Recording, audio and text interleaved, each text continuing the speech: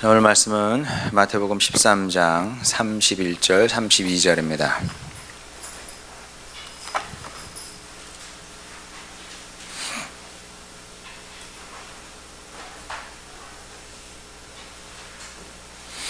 마태복음 13장 31절 32절입니다.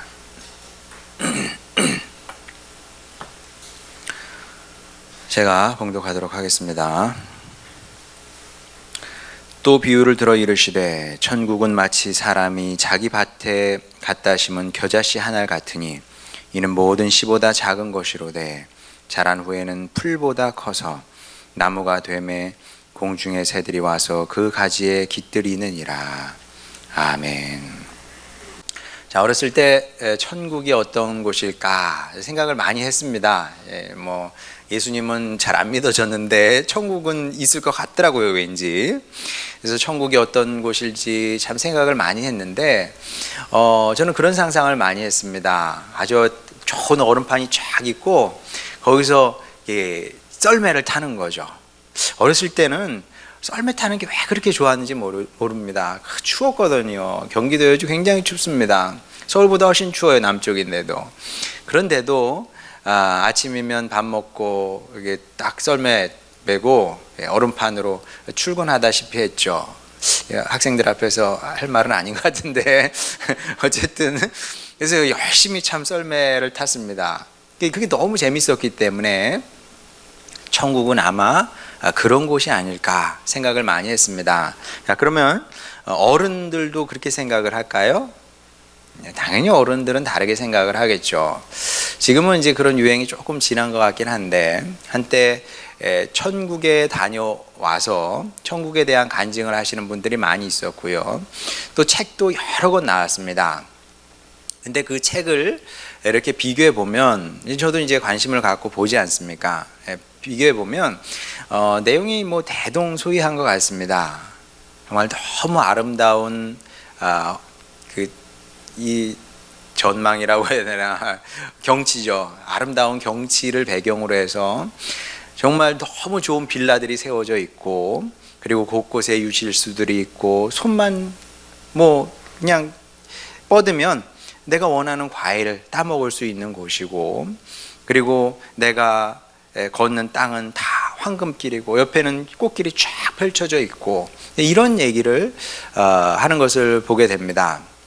아마 여러분도 제 나이 또래 분들 다 그런 간증도 들으셨을 것이고 책도 읽으셨으리라 생각을 하는데, 근데 저희 어머니도 같은 얘기를 하시더라고요. 저희 큰형이 11살 때, 초등학교 4학년 때 사고로 죽었습니다.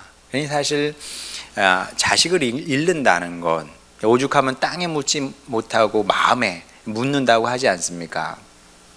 제가 그걸 경험을 했거든요. 어머니께서 정말 언제까지 울으셨는지 제가 잘 모릅니다. 왜 모르냐 하면 그때가 제가 태어난 해예요. 형이 죽던 해가 제가 태어난 해입니다. 하필이면 저는 1월에 태어나고 형은 7월에 죽었는데 그때부터 어머니께서 제가 서울로 전학을 갈 때까지 우셨거든요. 그 이후에는 이제 서울 간 자식들 때문에 더 많이 우셨겠죠, 아무래도. 근데 어쨌든 그 자식을 잃는다는 고통이 얼마나 큰 건지 제가 어머니를 통해서 이제 간접적으로 경험을 했는데, 근데 이게 그 다음에 겨울이죠. 그러니까 이제 형이 7월에 죽고 6개월 정도 지나서 1월인지 2월인지 그 무렵이었는데 저희 어머니께서 정말 이게 너무 간절했던 거예요. 원래 이게 죽음이라는 거는, 특히 사랑하는 사람의 죽음이라는 건 마음에 준비하는 시간도 필요하고 또 얘기도 좀 해야 되고 사랑했다든지 무슨 얘기가 하고 가야 되잖아요. 근데 일하고 있는데 소식이 온 겁니다. 죽었다고. 그게 얼마나 기가 막힙니까? 어머니께서 정말 처절히 기도한 거, 이건 간절한 기도가 아니고요, 처절한 기도였던 것 같아요. 제가 보지는 않았지만. 근데 어머니 성향을 봐서는 정말 그렇게 기도하셨을 것 같아요. 처절하게 기도를 하시는데 한 번만 아들 보여달라고 간절히 기도하시게 됩니다. 그리고 하나님께서 그 기도를 들으시고 정말 기적적으로 천국에 다녀오시게 됩니다. 다녀오시게 되는데 천국을 경험한 거죠. 근데 어머니도 비슷한 얘기를 하십니다. 어머니 말씀에 의하면 천국은 내가 지금까지 보지 못했고 앞으로도 볼 수 없는, 그래도 말로 표현할 수 없는 아름다운 곳이었다 그럽니다. 그리고 거기에 있던 형을 보게 된 거죠. 형도 신앙생활을 잘했거든요. 저희 할머니 그 얘기 하십니다. 그때야 이제 교회 건축을 그때 했다 그래요. 지금이야 뭐 교회 건축하면 전문가에 맡기지만 그 당시에는 다 교인들이 이렇게 뭐 자재 같은 것도 집에서 가져오고 막 이래가지고 교회를 지은 거예요. 건축을 하는 겁니다. 그러니까 더 큰 의미가 있죠. 내 손으로 지은 주님의 집 같은 느낌, 주님의 성전을 내 손으로 지은 겁니다. 그러니까 이제 교회 사랑하는 마음이 큰 거죠. 그러니까 이제 뭐든지 이렇게 그 문명이 발달을 한다는 것이 장점도 있지만 그런 단점도 있는 것 같아요. 지금은 그런 느낌을 갖기가 어렵잖아요. 여러분이 이거 하셨어요? 여러분이 한 거 아니잖아요. 교회 살아가는 마음은 아마 이걸 만든 분이 더 있을지 몰라요. 와서 보고 잘 됐나 못 됐나. 내가 한 거니까. 저희 형이 초등학생이었는데 그때 몰래 아무도 몰래 와가지고 이제 연장통 가가지고 못 같은 거 이렇게 해가지고 교회 가져가기도 하고 할머니가 본 거죠. 몰라 저희 할머니 분명히 욕하셨을 겁니다. 저 육실알론멜 했을 텐데 어쨌든 천국에 가 있더라는 거예요. 천국에 가 있는데 먼 발치에서 봤는데 형이 어떤 모습을 하고 있냐면 꽃다발을 화환을 목에 걸고 그리고 자전거를 타고 있더라. 자전거를 너무 밝은 얼굴로 자전거를 타고 가는 모습이었다 그럽니다. 왜 하필이면 자전거일까요? 저희 어머니께서 보실 때 저희 형이 제일 좋아했던 게 자전거였던 것 같아요. 자전거를 그렇게 좋아했다 그럽니다. 키도 조그만 놈이 아버지 자전거 옛날 자전거 크거든요. 그러면 발 안 닿거든요. 안 닿는 거를 우리 학생들 남학생들 알 거예요. 발 안 닿는 걸 어떻게 타는지 한쪽 누르고 또 한쪽 누르고 뭐 이런 식으로 그런 식으로 타고 이렇게 뭐 걸핏하면 그리고 이제 뭐 아버지 볼 일이 있어서 그 면사무소 가셔야 되는데 형이 타고 나가서 막 저녁에 혼나기도 하고 막 그랬다 그러던데 어쨌든 이게 대략적인 그 일반적인 천국 모습에 대한 간증이고 이야기입니다. 자 그러면 천국이 정말 그런 곳일까? 천국이 정말 썰매를 타는 곳이고 빌라가 있고 유실수들이 많이 있고 황금길로 돼 있고 그런 곳이냐? 여러분이 좋아하는 것, 우리가 좋아하는 것들로 가득 찬 곳이냐?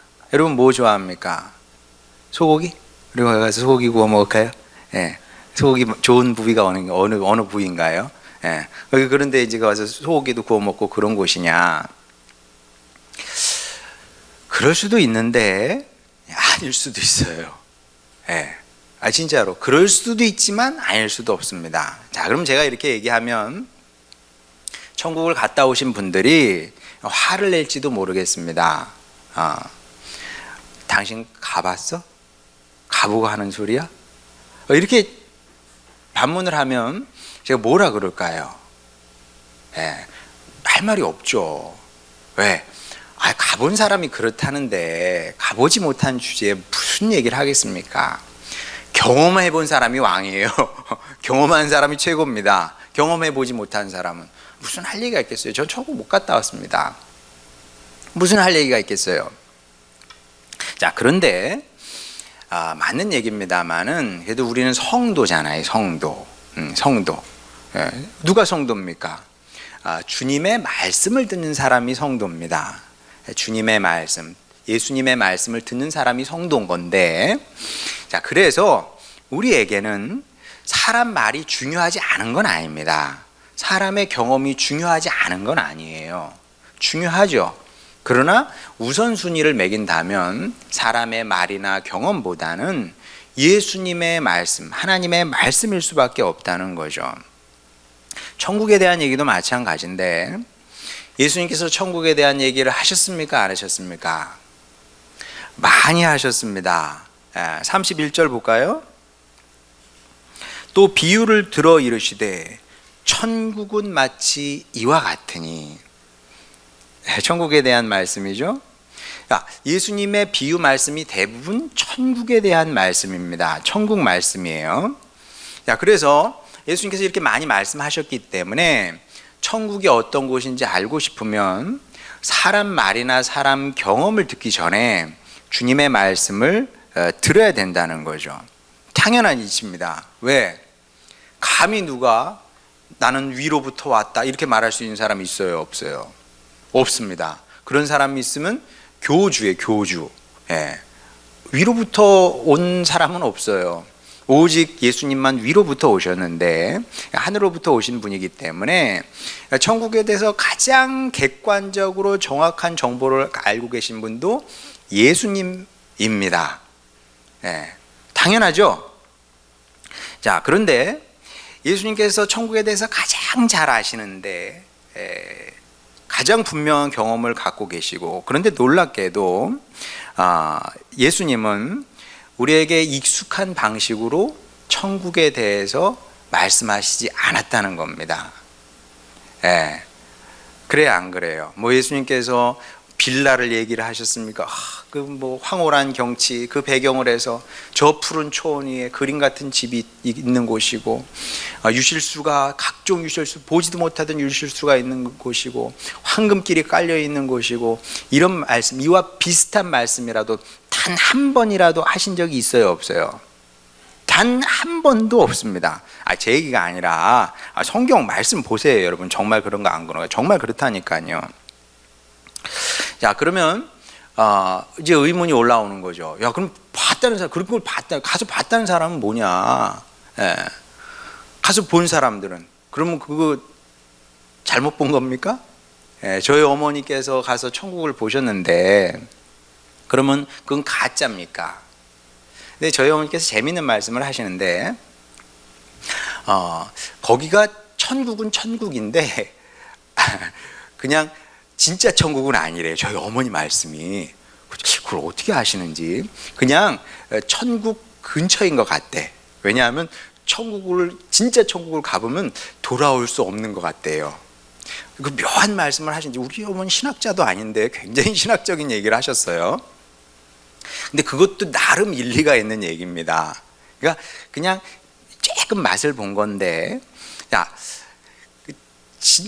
가짜는 아니지만 또 진짜도 아닌, 이렇게 설명하기 어려운 건데, 그래서 우리가 이제 그걸 갖다가 무슨 진짜냐 가짜냐 이런 식으로 접근하는 건 굉장히 어리석은 일입니다. 뭐든 이렇게 흑백 논리는 좋은 게 아닙니다. A는 맞고 B는 틀리고, 세상에 그런 게 어디 있어요. 내가 아무리 싫어하는 사람도요, 그 사람의 진실과 또 그 사람의 참됨이 10은 없겠습니까? 그러면 진실과 참이 10인데 몽땅 다 틀렸다고 할 수는 없잖아요. 그래서 저는 그렇게 생각을 합니다. 하나님께서 그분들에게 특별한 은혜를 부어주셔서 천국을 보여주셨어요. 보여주셨으나 그러나 그 사람들의 수준에 맞춰서 설명해 주신 거죠. 보여주신 겁니다. 이거를 옳다 그르다 이런 관점에서 접근하면 안 되는 겁니다. 마치 제가 어렸을 때 궁금하잖아요. 엄마 저를 어떻게 낳으셨어요? 그럼 항상 하시던 얘기가 있어요. 우리 세대는 다 아는 답이 있습니다. 그렇게 낳았지. 자, 그러면 나이 들어보니까 그 맞는 얘기 틀린 얘기예요. 틀린 말이고 거짓말이고 그렇잖아요. 근데 그러면 제가 이 나이 먹어서 엄마가 거짓말했네, 엄마 틀렸네 이렇게 얘기하면 그럼 제가 정상입니까? 비정상인 겁니까? 비정상이죠. 마찬가지입니다. 어머니의 대답을 틀렸다고 할 수 없는 것처럼 하나님께서 각각의 사람의 수준에 맞춰서 보여주시는 거죠.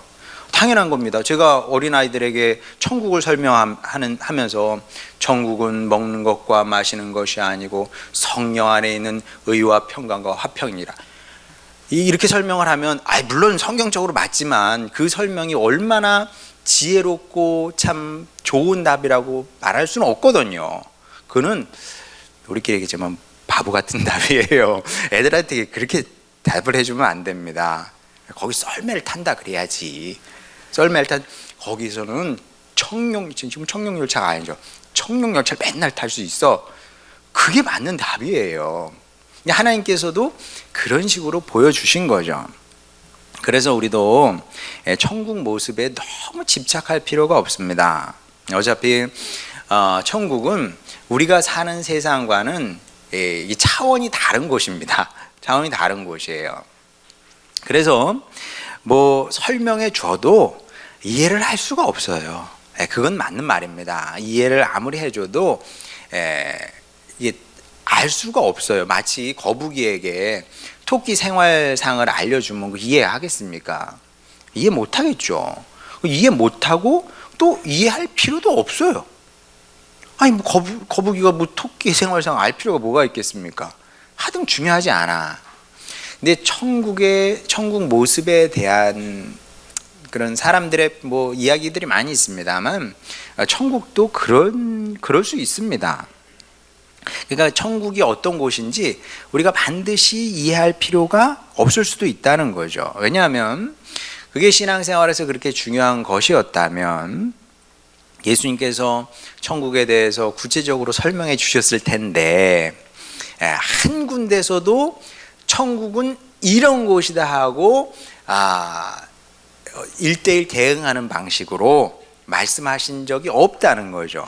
그 얘기는 뭐 천국이 어떤 곳인지 굳이 알지 않아도 신앙생활 하는데 하등 문제가 없기 때문에 그렇게 예수님께서 자세하게 설명하시지 않았다는 겁니다. 예수님께 정말 중요한 것은 무엇이냐면 우리가 천국 갈 만한 사람으로 준비되는 거죠. 그래서 예수님은 이 땅에 계시면서 우리가 천국 시민으로 준비될 수 있도록 이제 그런 말씀을 주셨고 그 길을 준비해 놓으셨다. 이렇게 보면 틀리지 않습니다. 자, 그럼 이제 비유의 말씀들이 대부분 이런 말씀인데, 자, 그게 어떤 것인지 이제 오늘 본문 보면 드러나게 됩니다. 예수님께서 천국은 겨자씨 한 알과 같다 이렇게 말씀을 하시죠. 자, 겨자씨는 여러분 아시는 것처럼 세상에서 가장 작은 씨앗 중에 하나입니다. 물론 더 작은 씨앗도 있기는 있습니다만은 겨자씨는 정말 작습니다. 제가 실제로 보니까 여러분 집에 가면 가는 소금 있잖아요. 가는 소금, 고운 소금 이런 거. 그래서 한번 이렇게 뿌려 보세요. 뿌려서 거기서 한 알만 이렇게 따로 분리해서 한번 보세요. 그러면 거기다가 이제 검정색 그 사인펜을 한번 살짝 탁 찍게 되면 대략 고운 모습이다 이렇게 생각하면 됩니다. 그러니까 보려고 해야 보이는 그런 아주 작은 씨앗이죠. 자, 그러면 그렇게 작은 씨가 싹이 터서 자라면 얼마나 크게 자랄까요? 이제 보통 사람들은 예수님께서 겨자나무 얘기하시니까 굉장히 크게 자라는 줄 아는데 씨앗이 작다 보니 얘가 자라도 크게 자라지 않고요. 요 높이 정도? 교회 요 높이 정도까지 자랍니다. 그러니까 나무라고 하기에도 민망한 그런 이제 뭐 관목 정도 이렇게 생각하면 됩니다. 그래서 예수님께서 오늘 본문에서도 보게 되면 이 겨자나무를 뭐에 비유하십니까? 32절 보게 되면 자란 후에는 풀보다 커서 이렇게 말씀을 하시잖아요. 풀은 아주 좋은 번역은 아닙니다. 사실 채소예요. 우리 농부들이 밭에 채소를 심지 않습니까? 채소보다는 큰 거예요. 자, 근데 이게 굉장히 중요한 것이 비교 대상이 굉장히 중요한 겁니다. 비교 대상이. 왜냐하면 비슷한 애들끼리 비교를 하는 거거든요. 수준이 맞는 상대하고 비교를 하는 겁니다. 도토리끼리 키를 재는 거지 도토리하고 사람하고 키를 잽니까? 도토리하고 수박하고 키를 재요. 그런 일은 없죠. 수준이 비슷한 아이들끼리 비교를 하는 겁니다. 자, 그럼 예수님께서 그 겨자나무를 풀에 비교를 하셨다는 것은 중요한 의미가 있는데, 왜냐하면 그만큼 겨자나무 수준이 하류라는 걸 보여주고 있는 겁니다. 이 식물계에서 하류인 거죠. 고급 이제 큰 나무들이 있는 겁니다. 큰 나무들의 모임이 있는 거죠. 저희가 어렸을 때 이렇게 보면 동네에, 그때는 이제 애를 많이 낳기 때문에 동네에도 이렇게 그 부류가 있잖아요. 부류가 아재 부류가 있고요. 그 다음에 형 부류가 있고 우리 애들 부류가 있습니다. 그럼 감히 제가 이제 한 10살 이럴 때 아재 부류 가서 아재들이 쫙 모였는데 가면 어떻게 될까요? 예. 아자씨가 애들은 가. 바로 이 소리 듣는 겁니다. 예. 우리 그런 소리 많이 들었어요. 궁금하거든요. 아재들은 어떻게 노는지, 형들은 어떻게 노는지. 예. 그러면 애들은 가요, 그냥. 애들은 가라. 겨자나무가 그런 겁니다. 겨자나무가 큰 나무들 무리에 낄 수가 없어요.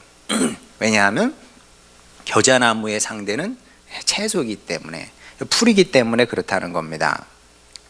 그래서 풀보다는 나을지 모르지만 큰 나무와는 비교할 수 없는 아주 초라한 나무라고도 할 수 없는 부끄러운 것이 겨자나무였다. 그런데 신기하게도 예수님은 이렇게 보잘것없는 나무를 천국에 비유하시죠. 좀 이해는 잘 안 됩니다. 또 받아들이기도 어렵죠. 사실 좀 실망스러운 것도 사실입니다. 정말 천국이 이렇게 하찮은 식물 같은 것이냐. 이 겨자나무처럼 그냥 너무 널려 있는 게 겨자나무였습니다. 널려 있었고, 경우에 따라 이스라엘 사람들이 밭에도 심었다고 하는데 굳이 그럴 필요도 없었다 그래요. 그냥 널려 있어서 거기서 그렇게 좀 열매 따가지고 겨자를 만들고 그래서 방부제 비슷한 역할로 사용하고는 했다고 하는데, 어쨌든 하찮은 나무입니다. 자, 그러면 세상 나라반도 못하다는 거 아닙니까? 천국은 위대해야 되는데 위대하지 않고 하찮으니까. 근데 세상 나라도 이렇지는 않거든요. 여러분 한번 보겠습니다. 한번 넘겨주세요. 자, 에스겔 31장 3절에서 6절까지 보게 되면 이렇습니다. 볼지어다 아수르 사람은 아시리아죠. 가지가 아름답고 그늘은 숲의 그늘 같으며 키가 크고 꼭대기가 구름에 닿은 레바논 백향목이었느니라. 물들이 그것을 기르며 깊은 물이 그것을 자라게 하며 강들이 그 심어진 곳을 둘러 흐르며 두개물이 들의 모든 나무에까지 미치며 그 나무가 물이 많으므로 키가 들의 모든 나무보다 크며 굵은 가지가 번성하며 가는 가지가 길게 뻗어나갔고 공중의 모든 새가 그 큰 가지에 깃들이며 들의 모든 짐승이 그 가는 가지 밑에 새끼를 낳으며 모든 큰 나라가 그 그늘 아래에 거주하였느니라. 자, 이 모습이 지금 이제 이스라엘 주변으로 고대 근동 이제 큰 나라, 유프라테스, 티그리스 유프라테스 강 문명이 거기서 형성이 되잖아요. 거기서 큰 나라들이 일어나게 되는데, 그 큰 나라들이 일어날 때 가지고 있었던 그 큰 나라들이 가지고 있었던 공통적인 이건 꿈이고 비전인 겁니다. 위대한 나라를 만드는 거죠. 그래서 이제 상상을 하는 겁니다. 그 위대한 나라라는 건 어떤 것이냐. 큰 나무라는 거죠. 그래서 이제 이거를 신학자들은 뭐라고 부르냐면 이렇게 부릅니다. 월드 트리. 세상을 품은 나무인 거죠, 말하자면. 그래서 이 큰 나무가 되어서 아시리아가 그런 꿈을 꾼 거죠. 큰 나라가 되어서 자기 그 나무 아래에 모든 민족들이 몰려오는 겁니다. 모든 민족들이 몰려오고 그 나무를 섬기면서 그 나무의 능력으로 세상을 살게 하는, 모든 제국들이 이런 꿈을 가지고 있었고, 그래서 이런 나무를 그리면서 세상을 정복해낸 겁니다. 그리고 실제로 아시리아가 이 일을 할 것처럼 보였습니다. 그리고 아시리아 다음에는 바벨론이 일어나서 이 일을 할 것처럼 보였고요. 그리고 바벨론이 금방 망하고 나서 페르시아가 또 일어나서 또 이 일을 할 것처럼 보였고, 페르시아 하는 것처럼 보였는데 또 알렉산더 대제가 일어나서 또 할 것처럼 보이고, 뭐 계속 이렇게 되는데, 어쨌든 그 위대한 제국들이 일어나면서 일어날 때마다 그 위세가 하늘을 찌를 듯한 그런 정도였다는 거죠. 그래서 사람들이, 무수한 사람들이 살고자 그 나무 아래로, 그 제국 아래로 몰려들었던 것을 보게 됩니다. 자, 그러면 이게 사람들이 가지고 있는, 이게 말하자면 뭐 천국에 대한 모습일 수도 있어요. 야, 이 정도는 돼야 되지 않겠냐. 이 정도는 돼야 태평 천하, 그리고 인류가 만들 수 있는, 만들어낼 수 있는, 이룩할 수 있는 위대한 나라, 천국 같은 모습, 이런 생각을 갖고 그 제국을 건설을 했다는 겁니다. 그런데 예수님은 본문 비유뿐만 아니라 이제 또 다른 여러 가지 비유를 통해서 이런 사람들의 환상과 착각을 여지없이 팍팍팍팍 깨트리는 겁니다. 이 당시 사람들은 예수님의 비유를 이해를 못했을 거예요. 사실 우리도 잘 이해를 못합니다. 이게 어떻게 가능한 거냐. 월드 트리가 아니라, 백향목이 아니라 에게 겨자나무, 이게 하나님의 나라야? 어떻게 이게 상식적으로 일반 사람들이 이해가 됩니까? 시시해. 그러니까 몰려들지 않는 거예요. 이게 시시하니까 주님 품으로 몰려들지 않고 교회 아래로 몰려들지 않는 거죠. 와보니 시시해. 그러니까 왔다가도 떠나는 겁니다. 자, 그런데 어쨌든 예수님은 분명히 경고하시는 겁니다. 크고 화려한 것, 위대한 것을 너희는 좋아하면 안 된다. 하나님의 나라는 그렇게 임하는 것이 아니야. 하나님의 나라는 그렇게 완성이 되는 것이 아니다. 예수님께서 그렇게 말씀하시는 거죠. 자, 왜냐하면 역사를 보면 일단 잠정적인 답은 나옵니다. 여러분, 크고 위대한 나라들이 많이 일어났습니다만은 어떻게 됐어요? 몽땅 망했거든요. 아시리아 대단했거든요. 일어날 때 그 위세가 어마어마했는데 금방 망했거든요. 바벨론 대단했습니다. 금방 망했고요. 페르시아도 마찬가지고요. 그리스 제국도 마찬가지고요. 로마 제국도 마찬가지고요. 몽땅 망했고, 그 나라들을 보호 아래서, 그늘 아래서 살고자 그쪽으로 몰려들었던 사람들도 그 나라들과 함께 다 망하고 죽었던 것을 보게 됩니다. 반면 예수님은 월드 트리 같은 모습으로 오셨느냐? 그렇지 않다는 것을 우리가 잘 알죠. 오히려 미약한 모습으로 오셔서 정말 겨자나무처럼 사셨습니다. 그리고 겨자씨 같은 그 복음의 말씀을 뿌리면서 사신 거죠. 사실 인간적으로 보면 예수님은 초라하거든요. 예수님은 뭐 궁에 사셨습니까? 용포를 입으셨습니까? 군대를 가지셨습니까? 뭘 가지셨습니까? 초라하거든요. 초사한 모습으로 오셔서 겨자나무처럼 사신 겁니다. 자, 그러면 교회는 다르냐? 교회도 다르지 않습니다. 교회가 얼마나 보잘것없고 초라합니까? 자꾸 초라하죠. 초대교회 이후 교회의 모습이 주로 그랬다는 것을 뭐 누가 부정을 하겠습니까? 그런데 정말 신기한 것은 크고 위대하고 뭐 정말 사람들이 볼 때 놀라운 일을 했다는 사람도 나라도 다 망했습니다만은 교회와 성도는 세계 곳곳에서 여전히 생명력을 갖고 살아서 주님의 사역을 하고 있는 것을 보게 됩니다. 이렇게 하나님의 나라는, 천국은 지금도 여전히 보이지 않는 방식으로, 사람들 눈에는 보이지 않아요. 왜? 시시해 보이기 때문에 그게 하나님의 나라인지도 모릅니다. 천국이 확장되는 모습인지도 몰라요. 그러나 사람들이 보건 말건 간에 하나님의 능력으로, 성령의 능력으로 사로잡힌 주님의 성도들에 의해서, 교회에 의해서 지금도 여전히 확장되고 있다는 거죠. 이 놀라운 기적을 볼 수 있어야 되는 겁니다.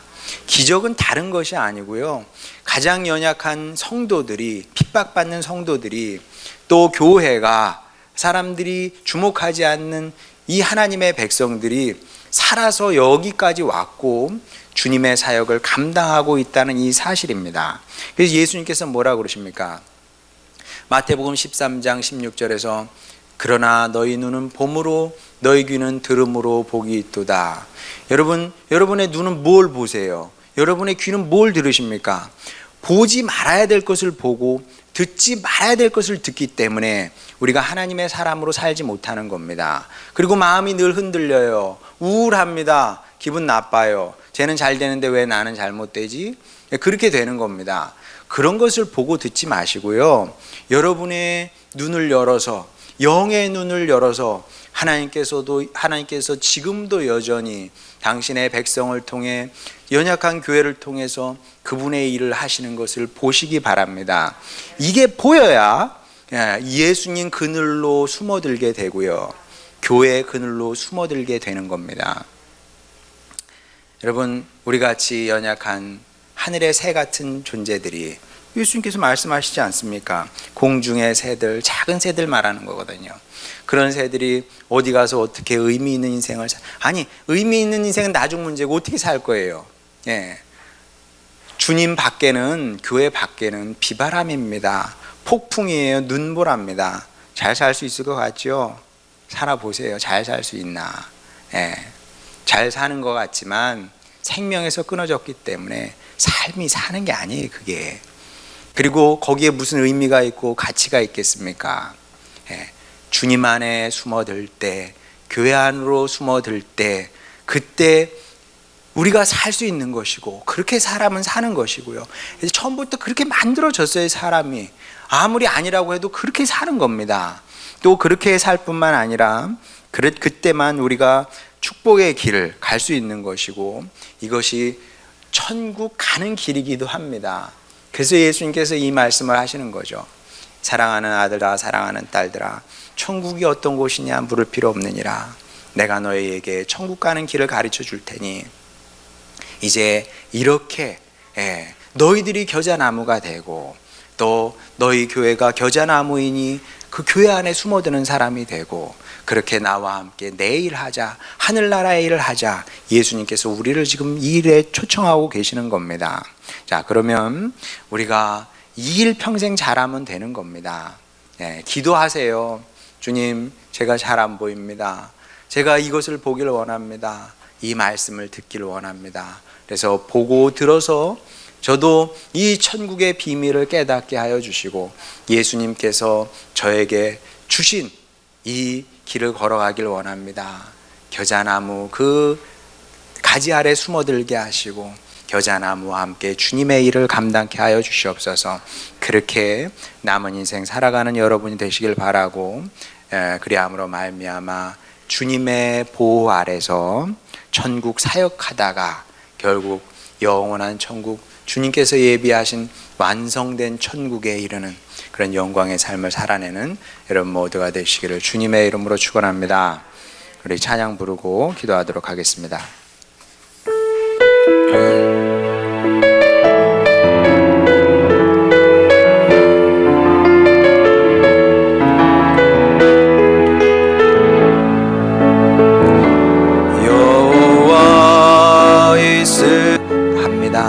그래야 예수님께서 원하시는 천국의 삶을 이 땅에서 할 수 있고, 또 천국 사역도 할 수 있는 겁니다.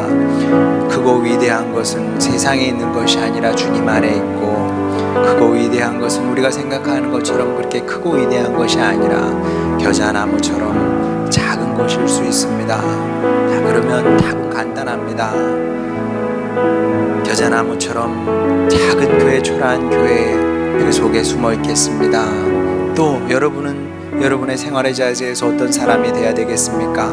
여러분도 또한 작은 겨자나무가 되어야 될 줄 믿습니다. 그래서 여러분도 각자는 여러분의 생활의 자리에서 아주 초라하지만 작은 나무가 되어서, 주님의 나무가 되어서 여러분의 가지 아래에 또 작은 생명이 깃들고 그런 꿈을 꿀 수 있어야 됩니다.